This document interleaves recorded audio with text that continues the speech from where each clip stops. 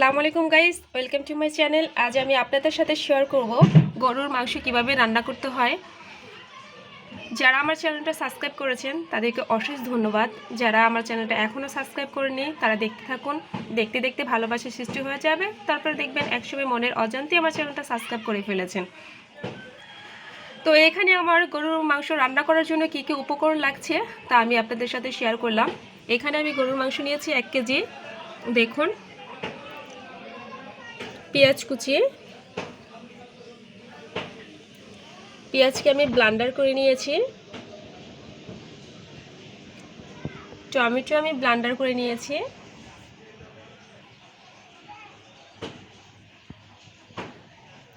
আদা রসুন মিক্স,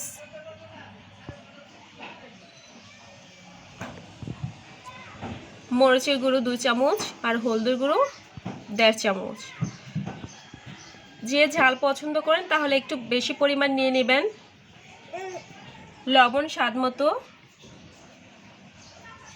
তেল পরিমাণ মতো। এখানে মশলা, কাঁচামরিচ কেটে নিয়েছি। যে ঝালটা পছন্দ করেন সে একটু বেশি নেবেন। জিরের গুঁড়ো নিয়েছি, ধনিয়ার গুঁড়ো, মশলা, তেজপাতা।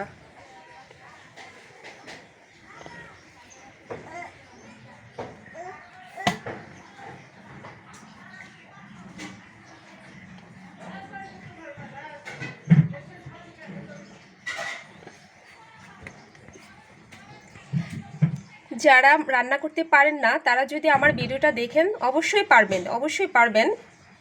তো আমার ভিডিওটা স্কিপ করে দেখবেন না, সম্পূর্ণ ভিডিওটা দেখবেন, তাহলে অতি সহজে আপনি রান্না করতে পারবেন।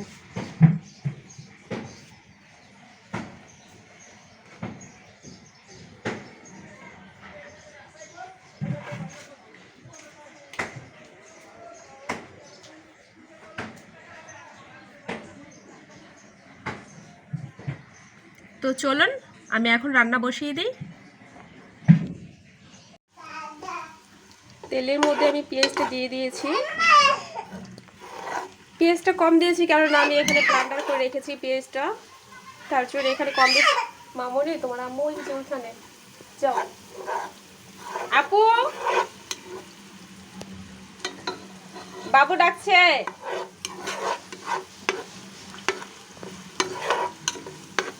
এটা যখন আমার ভাজা হয়ে যাবে পেঁয়াজটা, তখন আমি টমেটো ব্লেন্ডার করা, পেঁয়াজ ব্লেন্ডার করা ওগুলো দিয়ে দিব। তো এটা ভাজা পর্যন্ত আমি অপেক্ষায় আছি। পেঁয়াজের পেস্টটা আমি দিয়ে দিচ্ছি, তার জন্য ওই পেঁয়াজ কুচিটা কিন্তু আমি কম দিয়েছি।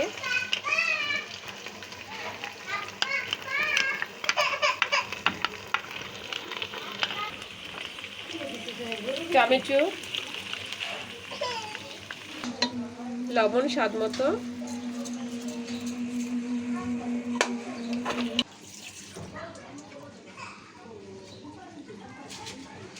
হলুদের গুঁড়ো 1.5 চামচ,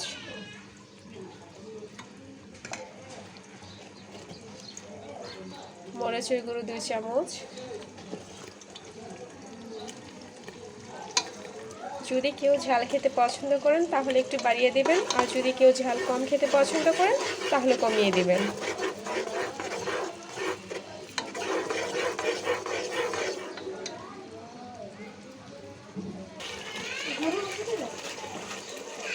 আদা রসুন মিক্স,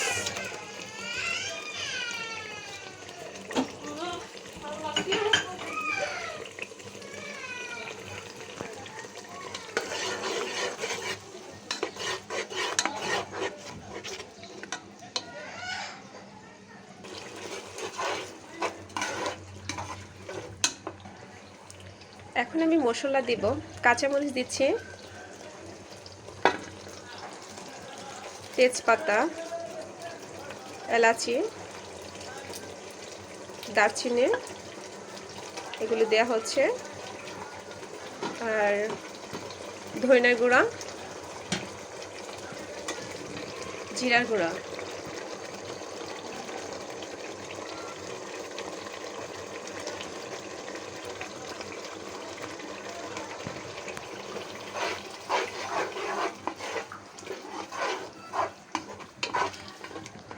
এখন মশলাটা এটা ঢেকে দিতে হবে। 5 মিনিট পর্যন্ত আমি ঢেকে দিব সম্পূর্ণ মশলাটা কষানোর জন্য।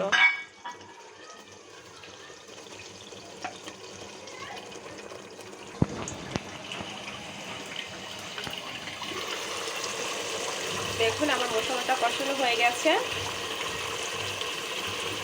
এখন গরুর গোশতটা আমি দিয়ে দেব।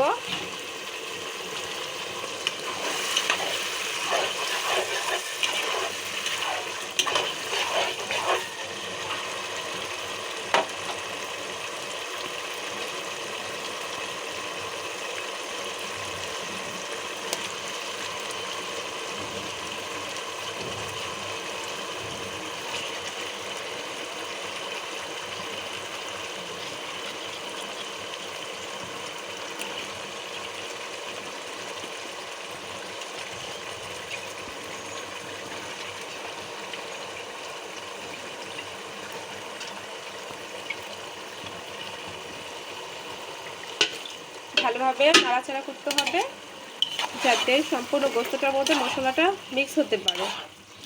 তারপর আমি ঢেকে দিব। 5 মিনিট পরে আবার এই ঢাকনাটা উঠিয়ে দেখাবো কেমন হয়েছে।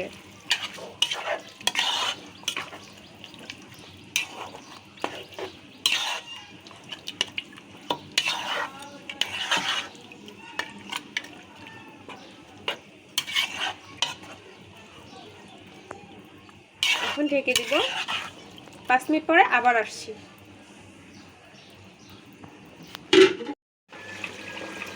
তো দেখুন আমার মাংসটা কষানো হয়ে গেছে।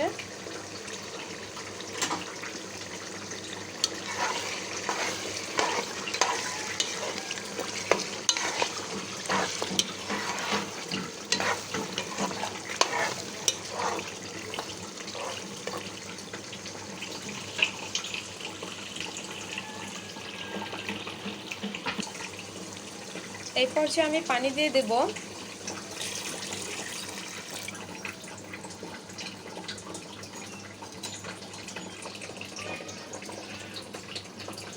পানিটা দিয়ে এখন ঢেকে রাখবো।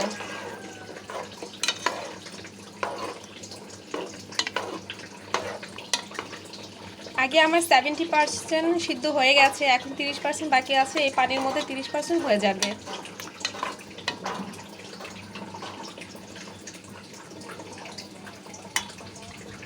এই পানি শুকানো পর্যন্ত আমাকে অপেক্ষা করতে হবে। যদি শুকিয়ে যায় তাহলে আমার রান্না শেষ হয়ে যাবে। তো আমার পানি শুকানো পর্যন্ত আমি অপেক্ষায় আছি। আর ভিডিওটা যারা প্রথম থেকে লাস্ট পর্যন্ত দেখবেন তাহলে কিন্তু একেবারে ইজিলি আপনারা রান্না করতে পারবেন। আর যদি স্কিপ করে দেখেন তাহলে কিন্তু পারবেন না। এই যে আমার গরুর গোশত রান্না হয়ে গেছে। এখন আমি চুলাটা বন্ধ করে দিব।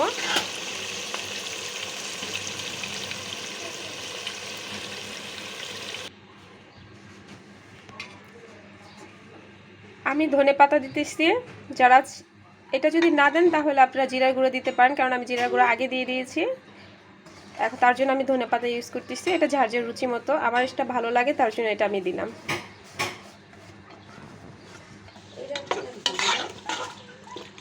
দেখুন আমার রান্নাটা হয়ে গেছে।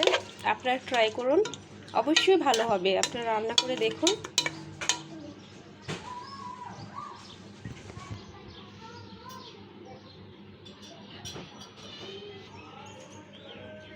যদি আমার ভিডিওটা ভালো লেগে থাকে, রেসিপিটা যদি ভালো লেগে থাকে আপনাদের কাছে, তাহলে লাইক কমেন্ট শেয়ার করবেন আর সাবস্ক্রাইব করতে একদম ভুলবেন না।